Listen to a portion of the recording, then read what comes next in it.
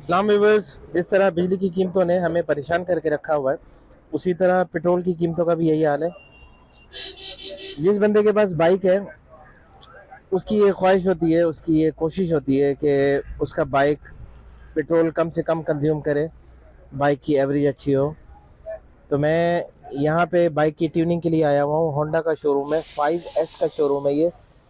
5S showrooms का मतलब ये होता है कि ये सेम प्लेस पे at a time sales, service, spare parts, second hand bikes exchange और सेफ्टी फीचर्स प्रोवाइड करते हैं।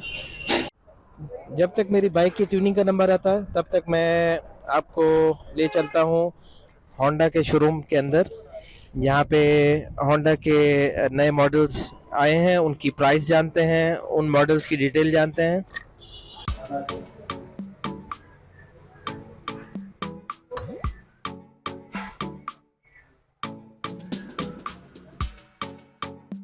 CB125F इसका मॉडल है। 125 बाइक है ये, सेल्फ के साथ है।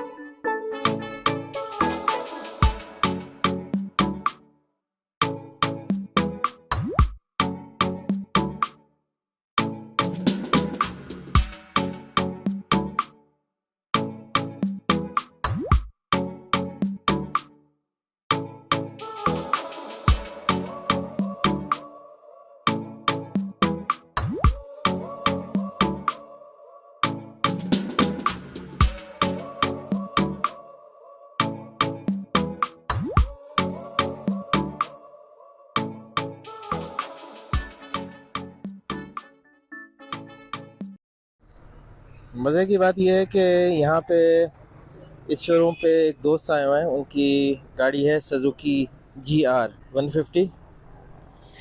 GR150 मॉडल है इसका, और भाई ने जो इसकी एवरेज बताई है वो 35 to 40 किलोमीटर है। 2022 का ये मॉडल है। 5281 किलोमीटर ये चली हुई है।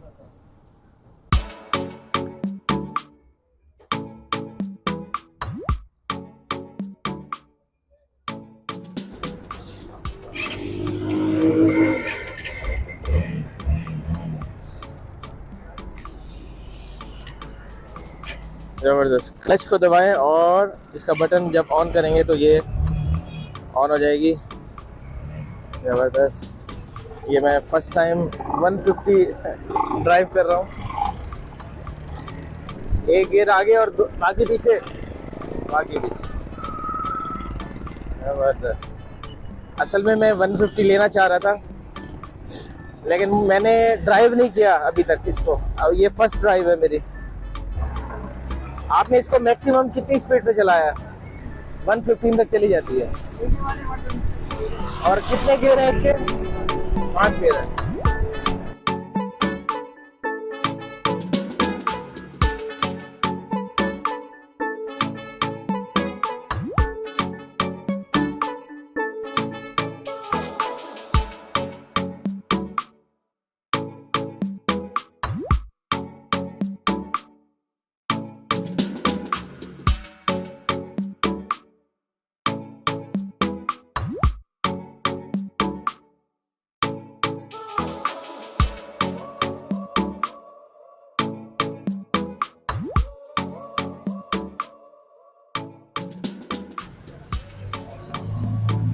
तो भाई पेट्रोल के खर्चे को छोड़ के बाकी ये गाड़ी बहुत ज़बरदस्त है। मेरे बाइक की करंट एवरेज 40 to 43 किलोमीटर है। यहाँ के जो उस्ताद मैकेनिक हैं उनका ये दावा है कि वो कार्बोरेटर की ऐसी सेटिंग करके देंगे कि बाइक जो है 50 किलोमीटर पर लीटर चलेगी। तो अब हम देखेंगे कि आफ्टर ट्यूनिंग कितने इसकी एवरेज बेहतर होती है, तो इसको मैं चेक करूँगा आफ्टर ट्यूनिंग।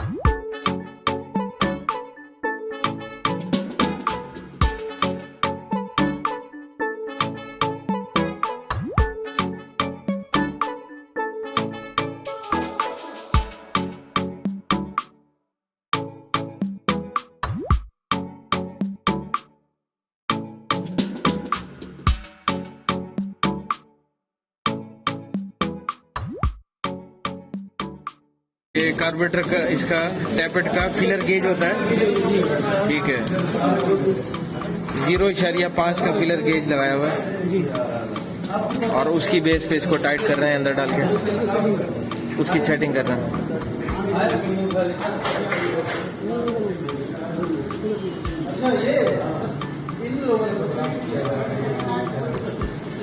یہ بہت زیادہ ٹائٹ ہو تو سلنڈر خراب ہو جاتے ہیں، وال خراب ہو جاتا ہے، وال کی جو سیٹ ہے وہ خراب ہو جاتی ہے، ٹھیک ہے۔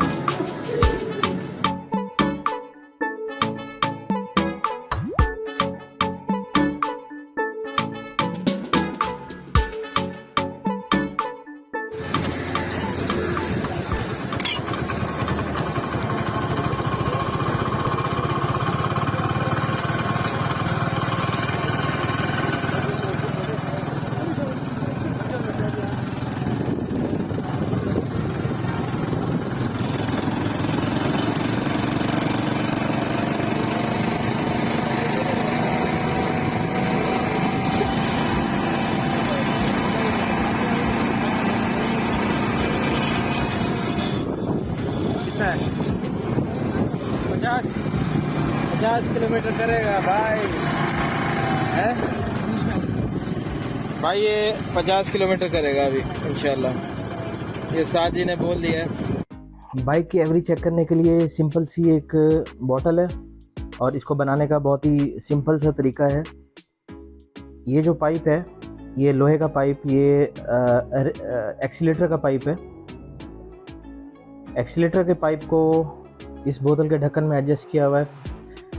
اچھا، اور یہ جو ربڑ کا پائپ آپ دیکھ رہے ہیں یہ بیسیکلی کار کا جو پیٹرول کا پائپ ہے، یہ وہ پائپ ہے، یہ آپ دیکھ سکتے ہیں، بہت ہی مضبوط پائپ ہے۔ اور اس کو میں بائک کے پیٹرول کے پائپ کے طور پہ بھی یوز کرتا ہوں، کیونکہ بائک کا جو اپنا پیٹرول کا پائپ ہوتا ہے وہ بہت ہی نرم ہوتا ہے، پھٹ جاتا ہے۔ تو یہ دیکھیں کار کا پیٹرول کا پائپ ہے، تو اگر آپ یوز کرنا چاہیں تو اچھی بات ہے، کیونکہ یہ رسک فری پائپ ہے، یہ اس طرح پھٹتا نہیں ہے، بہت مضبوط پائپ ہے۔ تو یہ میں نے ایوریج چیک کرنے کے لیے بوٹل بنا لی ہے، 500 ml کی بوٹل ہے، اس پہ یہاں پہ یہ نشان بھی لگایا ہوا ہے۔ آدھے لیٹر کی بوتل ہے، آدھے لیٹر کی بوتل سے بائک کی ایوریج چیک ہو جائے گی اور پر لیٹر ایوریج کیلکولیٹ ہو جائے گی، سمپل۔ تو ایوریج چیک کرتے ہیں۔ 1/2 لیٹر پیٹرول میں نے بوٹل میں ڈال لی ہے اور اس پائپ کو کاربوریٹر میں فٹ کر دیا۔ میٹر کی ریڈنگ میں نے نوٹ کر لی ہے اور میں چیک کروں گا کہ 1/2 لیٹر کتنے کلومیٹر تک یہ چلے گا، اس سے ہم ایوریج نکالیں گے۔ آدھا لیٹر کی بوتل ختم ہو گئی ہے اور یہ میٹر کی ریڈنگ ہے، اور اس کو کیلکولیٹ کرنے کے بعد میں آپ کو بتاتا ہوں کہ 1/2 لیٹر میں یہ کتنے کلومیٹر چلی ہے۔ بائک کی جو پیٹرول کی ایوریج کیلکولیٹ ہوئی ہے وہ 24 کلومیٹر ہے۔ 1/2 لیٹر میں نے پیٹرول یوز کیا تھا، اس میں 24 کلومیٹر بائک کے میٹر سے میں نے کیلکولیٹ کیا ہے۔ تو اگر میں اس کو 1 لیٹر میں کیلکولیٹ کروں تو 48 کلومیٹر 1 لیٹر میں اس کی ایوریج کیلکولیٹ ہوئی ہے، جو بہت زبردست ہے۔ لیکن اس کے لیے شرط یہ ہے کہ بائک کی سپیڈ جو ہے وہ 60 to 70 کلومیٹر تک آپ کی بائک کی سپیڈ ہونی چاہیے۔ اگر 70 سے ابو جائیں گے تو ہو سکتا ہے یہ ایوریج نہ ملے۔ تو یہ تھی آج کی ویڈیو پسند آئے تو ویڈیو کو لائک کریں، شیئر کریں، میرے چینل کو ضرور سبسکرائب کریں اور بیل آئکن پہ کلک کر دیں تاکہ میری ہر نئی آنے والی ویڈیو کی نوٹیفیکیشن آپ تک پہنچے۔ اپنا بہت سا خیال رکھیں، اجازت دیں، اللہ حافظ۔